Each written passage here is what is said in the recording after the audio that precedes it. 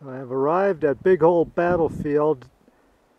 Those tent poles is where the main heart of the encampment was, but the encampment, remember, it's over 700 Nez Perce, so it was a large group with over 2,000 horses, and so they were encamped. You can imagine tents all along this area here, and they came to the spot because they've been coming to this. Many of them knew the spot from previous travels to the buffalo country, and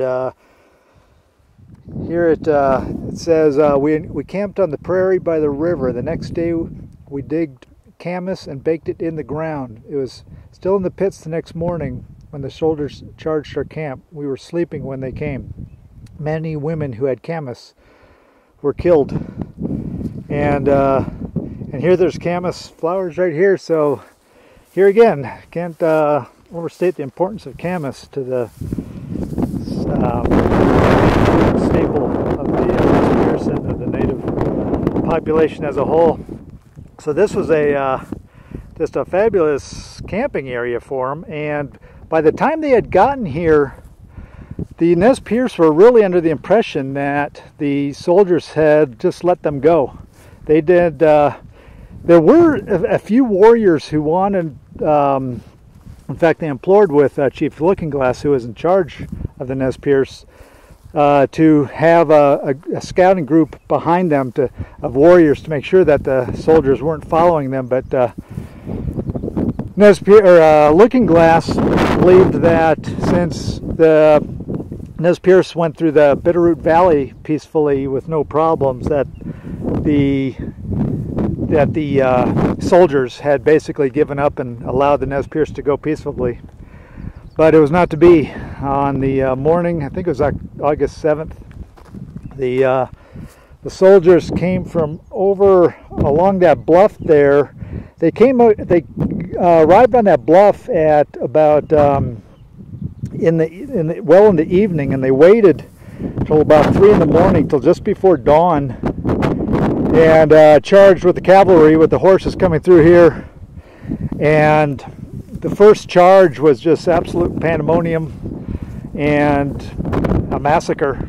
No other really way to say it. The soldiers claimed that they were fired at by the squaws, and there is one instance of a squaw that did shoot a soldier, and it was after the soldier had shot her husband.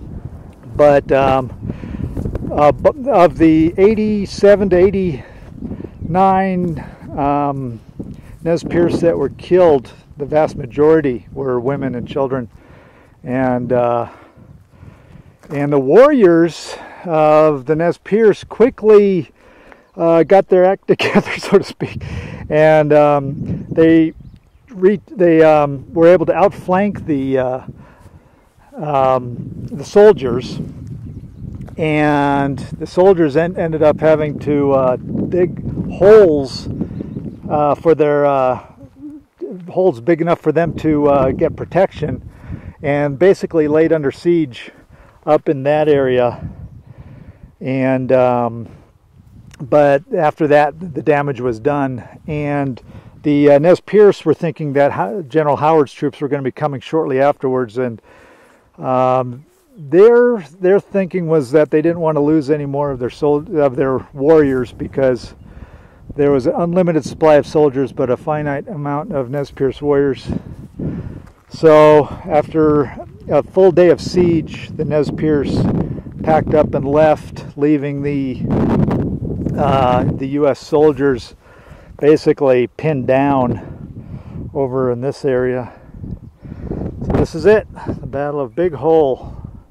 And from here on out, it really changed the thought process of the Nez Perce. They had kind of thought that they could go through peaceably, but after this experience, they basically viewed all white people as the enemy. And as you'll see in later episodes, they were not afraid to attack white convoys of foods along the way, and even hold tourists at Yellowstone hostage as the flight from the soldiers of the Nez Perce continued all the way for another 600 miles. So, but it all is at the Battle of Big Hole, where the Nez Perce basically came to the conclusion that they could not deal with the white man. Here's the view that Colonel Gibbons and his soldiers saw when they first arrived here in the late evening. And I said it was August 7th. I was incorrect. It is August 9th. It was the morning of August 9th when the soldiers attacked, crossing the river here, and attacked the encampment. And then quite quickly the Nez Perce warriors were able to regroup, and they outflanked the